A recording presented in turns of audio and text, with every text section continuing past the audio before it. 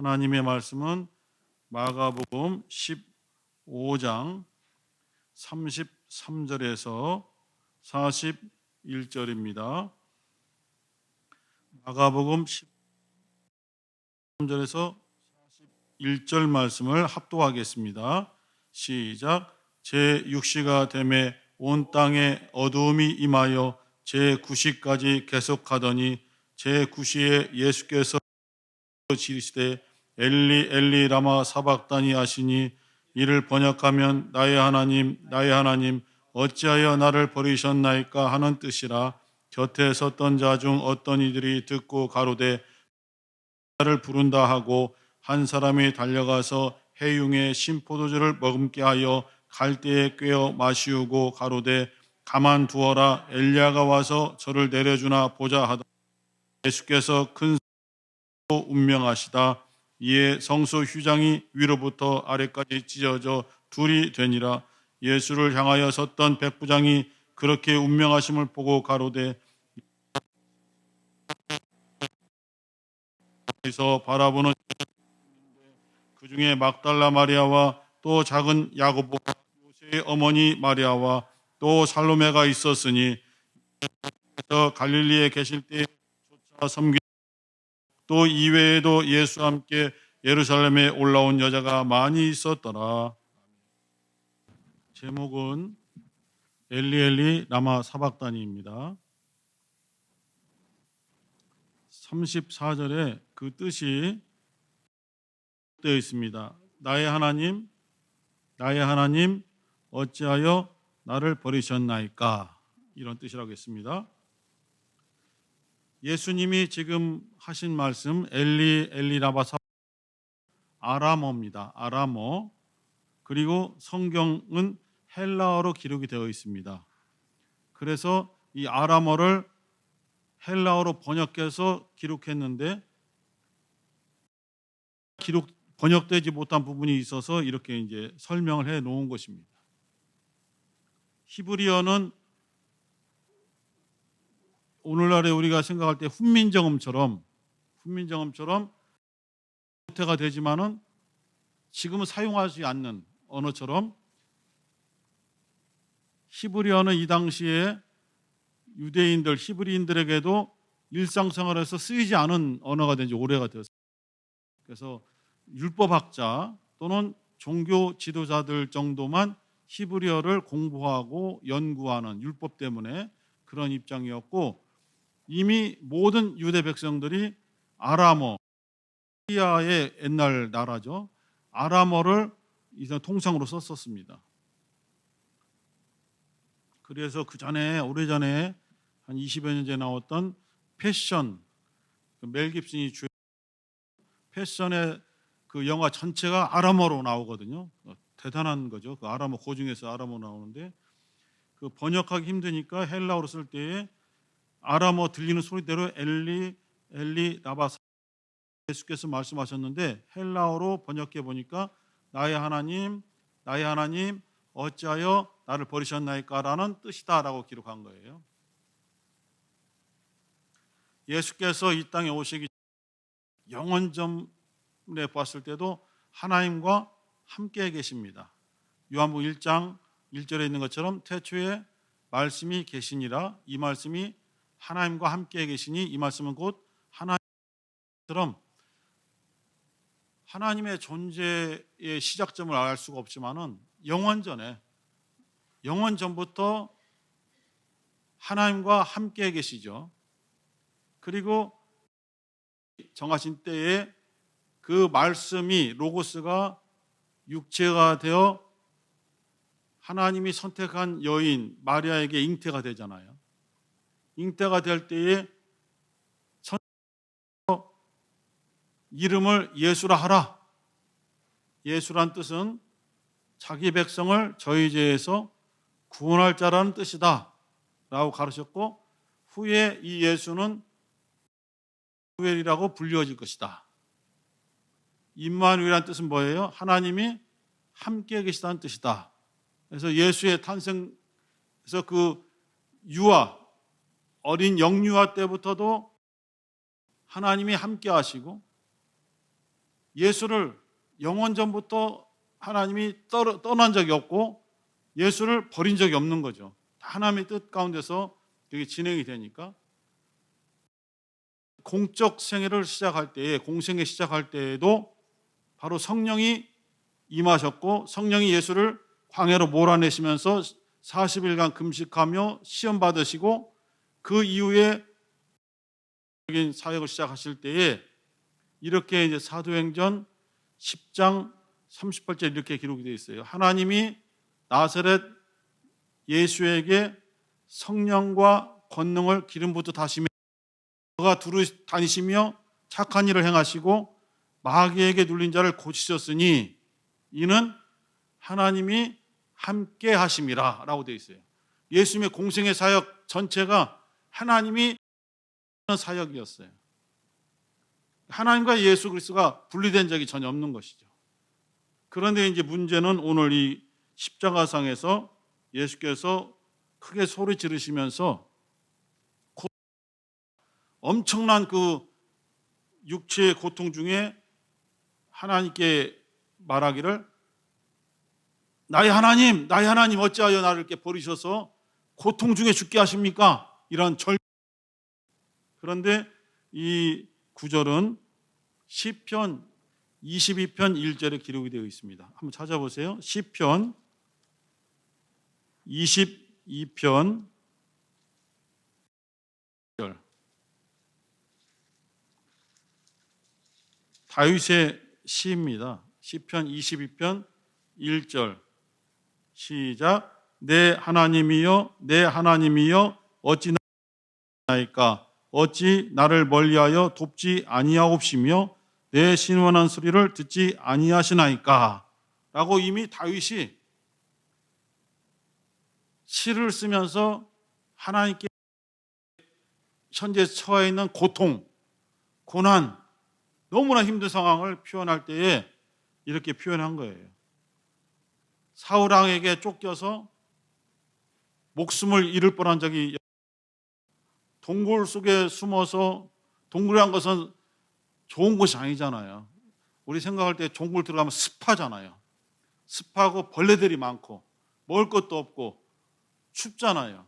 이런 몇 개월씩 견디는 거죠. 고통 심하잖아요. 또 소리가 들리면 또 도망가고 엄청난 시련을 당했고 고난을 당할 때에 다윗은 자기를 버리신 것이다라고 고백한 거예요. 하나님이 어린 다윗에게 기름 부어서 너는 유대의 왕이 될 것이다 하고 그걸 선택하셨잖아요. 사무엘을 통해서. 그리고 이제 후에 좀 다시 한번 기름을 부어서 정식 통치자가 되게 하는 것이죠. 그런데 하나님 앞에 택함 받고 그 엄청난 거인 물으실 때에도 하나님의 이름으로 나는 나아가서 너를 넘어뜨리겠다. 하나님이 나와 함께 하신다. 이러한 믿음의 고백으로 골리앗을 물리신 것이거든요. 한 번도 다윗은 하나님이 자기와 멀리 계시다는 것을 느껴본 적이 없고 생각해 본 적도 없어요. 하나님이 항상 나와 함께 계시고 나를 지키시고 나를 부르셔서 하나님의 도구 이런 믿음으로 계속 성장해 왔거든요. 그런데 지금 처해 있는 상황은 현실은 그렇지 않거든요. 하나님이 전혀 돕질 않는 거예요. 자기 생각에 하나님이 전혀 피할 길을 내주지 않고 자기는 그렇게 스스로 생각을 한 거예요. 그래서 나의 하나님, 내 하나님 어찌하여 나를 버리셨습니까? 라는 고백을 했는데 다윗은 훗날 일어날 메시아의 강림, 예수 그리스도의 이 땅에 오심에 대해서 전혀 알지 못하는 거죠. 그냥 자기의 처해 있는 상황을 이렇게 고백하여 근데 예수께서는 이 다윗의 시편 22편 1절의 고백을 내 것으로 받아들이신 거예요. 이것은 내가 하나님께 지금 하는 것이다라고 그 시를 예언의 성취로 받아들이신 거예요. 근데 다윗은 예언한 적이 없어요. 다윗은 자기의 지금 처해 있는 상황에 대해서 탄식하면서 한탄하면서 하나님께 절규하는 그런 고백, 그런 기도죠. 그런데 예수께서는 이것은 성령의 감동으로 다윗이 알지 못할지라도 나에 대하여 예언한 것이고, 이 다윗의 예언이 지금 이루어진 것이다, 이렇게 본 거예요. 그래서 예수께서 오시기 전까지 32,500여 가지의 예수에 대한 예언이 있다고 하잖아요. 그런데 메시아에 대해서 알고 예언한 것보다는 전혀 알지 못하고 그 상황에 맞춰 성령의 감동대로 고백하고 선포했던 것들을 예수께서 이것은 나에 대한 것이다, 나에 대한 것이다라고 받아들이셔서 그 구약의 선지자나 왕들이 말한 것들을 자기에게 이루어지게 하신 것이죠. 십자가에서 7마디 하셨습니다. 그 중에 하나가 목마르다, 갈증이 난다고 해서 굳이 그 사람들 앞에서 나 목말라 라고 얘기할 필요가 있는가? 그런데 목마르다 하심으로써 기록된 예언이 졌다라고 기록되어 있잖아요. 예수께서는 지나간 수천 년 또는 수백 년 전에 사람들이 정말 진심으로 고백한 것들을 여기지 않고 그것을 딱 잡아내서 저 선지자의 고백은 지금 내 상황에 맞게 이루어졌다, 이것은 내게 이루어졌다, 이렇게 그 어떤 말들을 예언으로 보셨고 예언의 성취를 이렇게 보신 거예요. 제자들이 함께하면서도 예수의 어떤 하나님의 아들 되심에 대해서 의심하고 받아들이지를 못하는 거예요. 그래서 빌립 사도가 우리가 잘 알고 있는 것처럼 예수께 간청하기를 아버지를 보여주시면 믿겠다, 우리에게 주님이 말씀하신, 주님을 보내셨다고 하는 그 아버지를 좀 보여주세요 했을 때 예수께서는 나를 본 자는 곧 아버지를 본 자니라, 아버지께서 안에 계셔서 그의 일을 하시는 것이다 라고 요한복음 14장 9절로 11절까지 말씀을 주셨는데, 예수는 너희들 눈에는 보이지 않을지라도 지금 아버지께서 내 안에 계셔 함께 하신다라는 것을 말씀해 주신 거예요. 이렇게 예수는 영원 전부터 태어날 때 그리고 장성에서 공생에 시작하는 처음부터 끝까지 함께 하셨음을 고백하셨어요. 사랑하는 나사로가 죽었다는, 병들어 죽어가고 있다는 소식을 듣고서도 바로 움직이지 않고 잠시 머물다가 하루 이틀 늦게 가심으로써 죽잖아요. 죽고 나사로 죽은 지 나흘, 정확하게 하면 이제 4일, 이렇게 4일 지나서 이제 냄새가 난 상황에서 예수께서 도착하셨잖아요. 나사로를 풀어서 나오게 하라 했지만은 주님, 나사로는 이미 죽었고 냄새가 나는 정도입니다. 예수께서 말씀하기를 내 말을 믿어야 된다, 내 말을 믿으면은 영광을 받느냐 하면서 마르다에게 타이르면서 그것을 이제 나사로를 살릴 어떤 의지를 가지시고 동굴 앞에서 기도하시잖아요. 그때 기도가 항상 내 기도를 들으심을 감사합니다라고 고백했어요. 예수께서 이 성경에 기록된 기도도 있지만은 기록되지 않은 기도도 있는 거예요. 기도 내용이 그런 분량의 기도부터 큰 분량의 기도까지 모든 기도를 할 때마다 아버지께서 들으셨다는 거예요. 항상 함께 하시고 그 기도에 응답을 주셨고 자기의 움직임은 기도한 다음에 그 움직이는 것이다.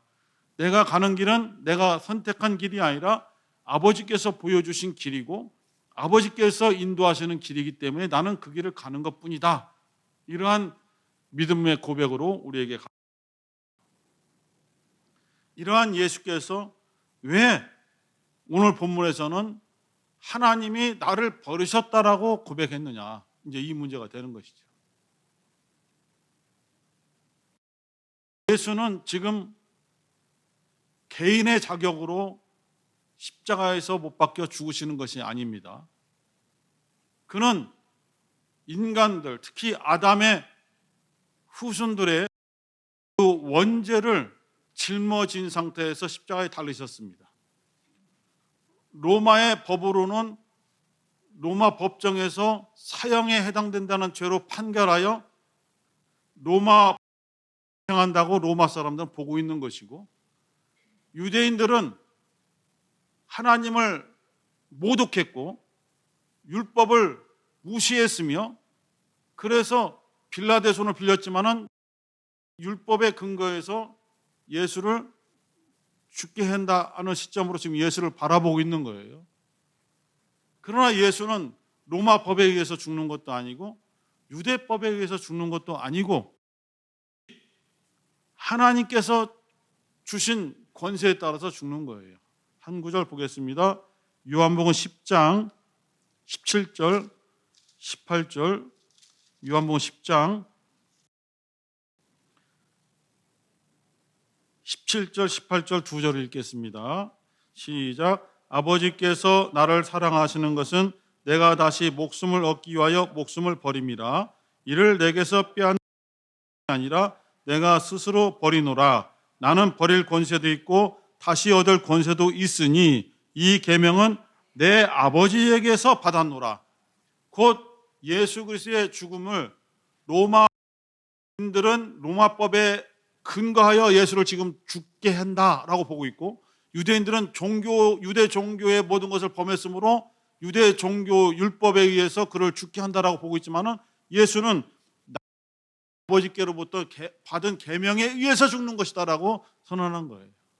지금 죽는 장면이 아버지의 계명에 순종하는 것이란 것이죠. 그러면 이것을 십자가에 못 박힐 당시에 깨달았느냐? 아니죠. 예수는 처음부터 인지를 하고 있는 것이죠. 지금 내가 가는 길은, 내가 이렇게 낮추어서 인자로 온 것은 고난의 길이고 그런 것을 이미 알고 있는 것이죠. 한 구절, 마태복음 20장 28절,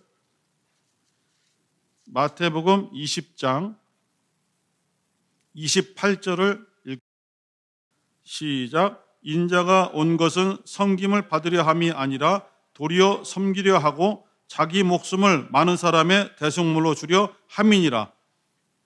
자기 목숨을 많은 사람을 위해서 그들을 살리는, 대신하는 제물로 자기는 죽는다는 것을 알고 있고 그렇게 선포하신 거예요. 그래서 십자가에서 못 박혀 많은 사람들을 살리기 위한 대속물이 되어서 죽는다는 것을 선포하신 거예요. 구약의 많은 제사에서 많은 사람들의 죄를 대신하여 죽는 소, 양, 염소, 비둘기, 이 네 가지 짐승들이 사람들의 죄를 짊어지고 대신 죽은 대속물이잖아요. 이렇게 해서 이 짐승을 잡아 피를 흘려서 그를 죽여야만 자신들의 범죄가 용서함 받는다, 속함 받는다라고 믿고 있는 것이죠.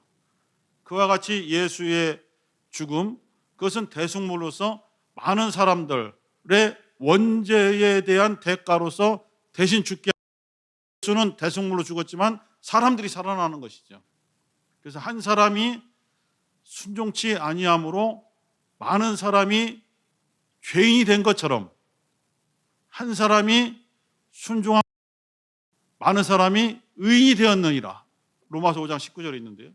이처럼 예수 그리스도의 아버지의 계명에 대한 순종을 통해서 많은 사람들이 의인이 되어 살게 하려는 그 아버지와의 관계 속에서 온전한 순종으로서 자신이 죽는 것을 알고 있는 거예요. 그리고 그 길을 갖고 겟세마네 동산에서 기도할 때에도 정말 힘쓰고 애쓰고 할 때에 그 흐르는 땀방울이 핏방울같이 되었더라 할 정도로 정말 온 심혈을 기울여 기도했을 때에 이 잔이 내게서 지나가길 원한다라는 심정의 고백을 하셨죠. 아버지의 계명, 아버지로부터 받은 계명이 십자가에서 죽어야 된다는 계명을 받았기 때문에 그가 받아들일 때는 내 뜻대로 마옵시고 아버지의 뜻대로 하옵소서 원합니다 라는 고백을 했습니다. 이미 거기서 수긍을 하셨고 그 상태에서 십자가에서 지금 죽어가면서 하신 말씀이 엘리 엘리 라마 사박다니 나의 하나님 버리셨나이까 라고 고백했지만은 이것은 단순한 육체의 고통이나 통증 때문에 정말 견딜 수 없어서 한 것이 아니라 하나님께 대하여 이렇게 죽어진 상태의 대속물로서의 자기를 하나님은 쳐다도 보시지 않는다는 거죠. 죄에 대해서는 하나님이 완전히 등을 돌리시는 거예요. 이러한 철저하게 버림당하는 통해서 우리가 살아난 것입니다. 예수께서 우리가 버림받아야 되는데 우리 대신에 우리의 버림당함을 예수께서 짊어지시고 하나님께로부터 공적인 버림당함을 경험 우리가 살아난 거예요. 그런데 이런 모든 과정들을 주께서는 아시기 때문에 간절히 기도하시기를 히브리서 5장 7절부터 9절 히브리서 5장 7절만 읽겠습니다. 히브리서 5장 7절 시작. 그는 육체에 계실 때에 자기를 죽음에서 능히 심한 통곡과 눈물로 간구와 소원을 올렸고 그의 경외하심을 인하여 들으심을 얻었느니라. 이미 십자가에 달리기 전에 간절히 기도하기를 아마 동산에서 기도하지 않았을까 이 내용을 보고 있는데 자기를 죽음 속에서 살리실 분은 하나님 아버지밖에 안 계시다라는 것을 알기 때문에 그에게만 매달리는 거예요. 그리고 능히 그 죽을 수 있는 분에게 그냥 살려주세요. 저 아버지의 계명대로 죽는 거잖아요. 이런 당연한 기도로 한 것이 아니라 육체를 가진 그리고 모든 인간의 연약함을 짊어진 상태에서 아버지의 마음을 감동시키기 위해서는 심한 통곡, 눈물을 흘리고 막 울부짖듯이 기도하였죠. 이것은 개인의 살아남이 아니라 우리 아담의 후손된 우리 모든 살리려는 주님의 몸부림이었고 통곡이었고 간구라는 것이죠. 그래서 이미 응답을 받기를 그의 경외하심을 인하여 들으심을 얻었느니라. 이미 얻었느니라 하고 응답받은 상태에서 십자가에 달리신 것이죠. 이를 통해서 예수 그리스도의 그 인간으로서 경전의 극한 절망감, 극한 어떤 버림당함, 이것이 개인적인 위기나 개인적인 경험이 아니라 바로 우리가 받아야 될 것을 대신 받으셨다. 그래서 우리는 그 예수를 반드시 절대적으로 믿고 의지해야 되고 그 예수를 정말 우리 마음속에 받아들여 함께 해야만 우리가 하나님 아버지 앞에 나아갈 수 있다. 이렇게 보는 것이죠. 그래서 길과 진리요 생명이 되신 예수 그리스도를 통하여만 하나님 아버지께 그렇지 않으면 버림당하는 것이죠. 오늘 주시는 메시지는 이와 같습니다. 오늘 이 시간 기도할 때에 주님께서 십자가상에서 외쳤던 엘리 엘리 라마 사박다니가 어떠한 외침, 나를 위한 대신하는 외침이었는가를 다시 한번 생각해보고 아버지께 간절히 간구할 수 있도록 우리 주여 한번 부르시고 기도하겠습니다. 주여.